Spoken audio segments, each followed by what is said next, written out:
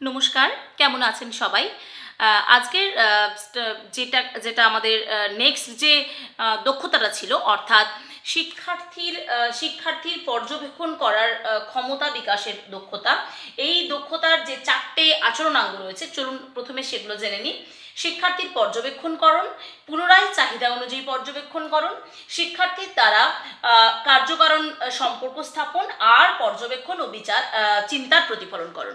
তো এইটার উপর ছোট্ট করে একটু আলোচনা করি। একটা লেসন প্ল্যান, ছোট্ট করে মাইক্রো লেসন প্ল্যানের মতো করে। চতুর্থ শ্রেণীর ধরুন যে জীবজগৎ পরিবেশের উপাদান বলে যে একটা টপিক আছে, একক আছে, তার মধ্যেকার একটা উপ-একক হচ্ছে আপনার জীবজগৎ। তার মধ্য থেকে চলুন একটা আমরা ছোট্ট করে এর উপরে একটু দেখে নিই যে কিভাবে আপনারা সেটা বলবেন এই বিষয়গুলো। তো চলুন প্রথমে শুরু করা যাক জীবজগৎ দিয়ে। ঠিক আছে, আমরা পরিবেশের উপাদান অর্থাৎ জীবজগৎ দিয়ে শুরু করছি। এখন প্রথমে ঢুকে আপনি কুশল বিনিময় করবেন। বলা থাকবে যে কুশল বিনিময় করার পরে একটা ছবি দেখাতে হবে, যে দেখো তো এটা কিসের ছবি। তো তারা দেখে বলবে আপনি একটা বাঘের ছবি নিয়ে যাবেন ধরুন, বা আমাদের পরিবেশ থেকে হারিয়ে যাচ্ছে এরকম ধরনের কিছু, চিতাবাঘের ছবি, সিংহের ছবি, ভালুকের ছবি, তারপরে ব্যাঙের ছবি, সোনা ব্যাঙের ছবি, এই ধরনের কিছু প্রাণী যেগুলো হারিয়ে যাচ্ছে আমাদের পৃথিবী থেকে, সেই ধরনের কিছু বিলুপ্ত প্রায় প্রাণীর ছবি নিয়ে যাবেন। দিয়ে তাদেরকে দেখাবেন, তারা দেখবে ছবিটা এবং বলবে যে এটা বাঘের ছবি। কি কি এটা হচ্ছে শিক্ষার্থীর পর্যবেক্ষণকরণ, অর্থাৎ আপনি ছবি দেখালেন, তারা দেখলো, তার উত্তর দিল। ঠিক আছে, এটা হলো প্রথম পয়েন্টটা চলে গেল। এরপরে আপনি একটা চার্ট টাঙিয়ে দেবেন। ঠিক আছে, আচ্ছা তার মধ্যে একটা প্রশ্ন করতে পারেন, আচ্ছা বলো তো কি কারণে আজ হারিয়ে যাচ্ছে এই বাঘ, বা বিলুপ্তির পথে কেন এই বাঘ কেন হারিয়ে যাচ্ছে, বা এই বিলুপ্তি প্রায় প্রাণীগুলো যে যাদেরকে আমরা ছবি দেখলাম, তারা কেন হারিয়ে যাচ্ছে। তখন তারা বলবে যে জঙ্গল কেটে ফেলা হচ্ছে। উত্তরে তারা বলল যে জঙ্গল কেটে ফেলা হচ্ছে, তাই হারিয়ে যাচ্ছে। তারপর আপনি বেশ কয়েকটা পয়েন্ট লেখা একটা চার্ট টাঙিয়ে দিলেন। তারপর বলবেন যে আচ্ছা চার্টটা দেখে বলো তো কি লেখা আছে এখানে। তারা তখন বলবে জঙ্গল কেটে ফেলা হচ্ছে, চোরাশিকারীরা বাঘ মেরে ফেলছে, তারপর ধরুন জঙ্গলে বাঘ নিজের খাবার পাচ্ছে না। এই কয়েকটা কারণ কিন্তু তারা পড়বে। এটা কিন্তু আপনাকে চার্টের মাধ্যমে লিখে নিয়ে যেতে হবে।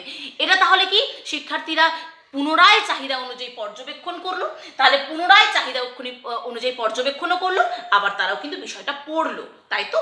তাহলে এই সেকেন্ড পয়েন্টটাও কিন্তু এইভাবে হয়ে যাবে।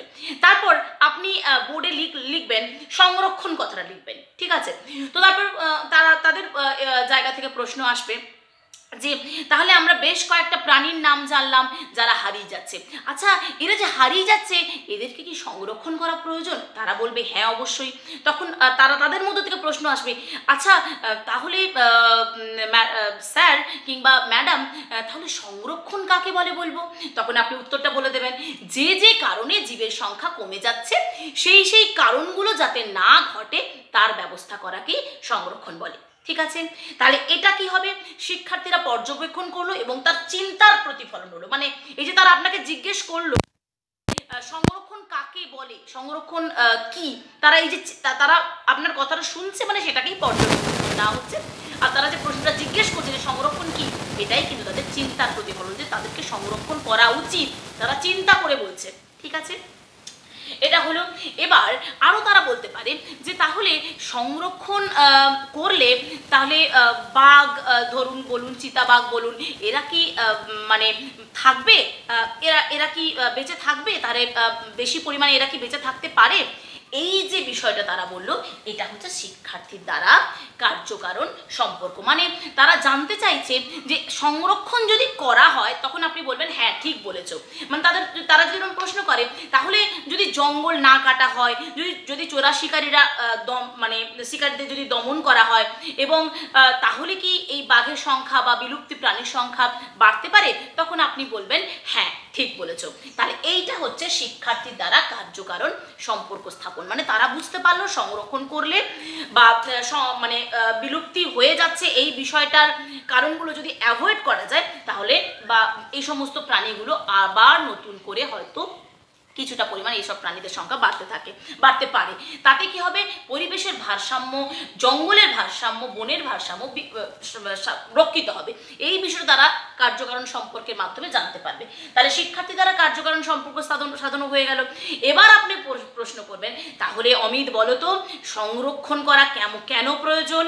তখন তারা বলবে যে কোনো প্রাণী, এমনকি উদ্ভিদও যদি মনে হয় যে মারা যাচ্ছে বা বিলুপ্তি হয়ে যাচ্ছে, তাদেরকে টিকিয়ে রাখার জন্য সংরক্ষণ করাটা খুব জরুরি। ঠিক আছে, তাহলে তারপরে আপনি বলবেন, তাহলে বলো তো যে সব প্রাণী কি সংরক্ষণ করা দরকার? তখন তারা বলবে না, মশা, ইঁদুর এই ধরনের প্রাণী যারা কিনা আমাদের ক্ষতি করে, তাদেরকে খুব একটা সংরক্ষণের প্রয়োজন নেই। এটা কিন্তু অবশ্যই এই যে দেখুন, শিক্ষার্থী দ্বারা কার্যকারণ সম্পর্কের মধ্যেই কিন্তু পড়বে। ঠিক আছে, এবং এইভাবে আপনি কয়েকটা প্রশ্ন আরও আপনারা নিজেদের মতো করে সাজাতে পারেন। এইভাবে কিন্তু এই পুরো টপিকটা আপনারা খুব সুন্দরভাবে এই টপিকটার মাধ্যমে আপনারা অবশ্যই ডেমো দিতে চাইলে দিতে পারবেন, অথবা যদি টিচিং বলে, এভাবে মাইক্রো টিচিং স্কিল বলে, এই স্কিলের ওপরে এই ধরনের প্রশ্নোত্তরের মাধ্যমে বিষয়টা এগিয়ে নিয়ে যেতে পারবেন। ঠিক আছে, নেক্সট স্কিল নিয়ে চলে আসছি খুব তাড়াতাড়ি। ততক্ষণ সবাই ভালো থাকুন, সুস্থ থাকুন, আনন্দে থাকুন। টাটা।